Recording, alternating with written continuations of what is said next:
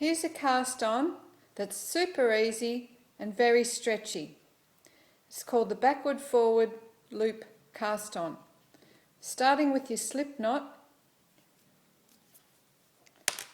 you simply do a backward loop, pull it up, then a forward loop and pull it up.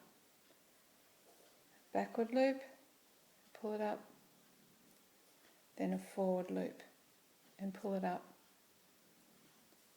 Backward loop, pull it up, forward loop and pull it up. And you end up with little pairs of cast on. The first row, knitting into the first row can be a little bit tricky, but it's well worth it for the easy edge you get. This is what it looks like with stockinette. With garter stitch,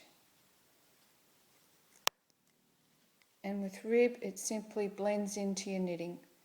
It might not be the cast on you want for every project, but it may come in handy for something. Thank you.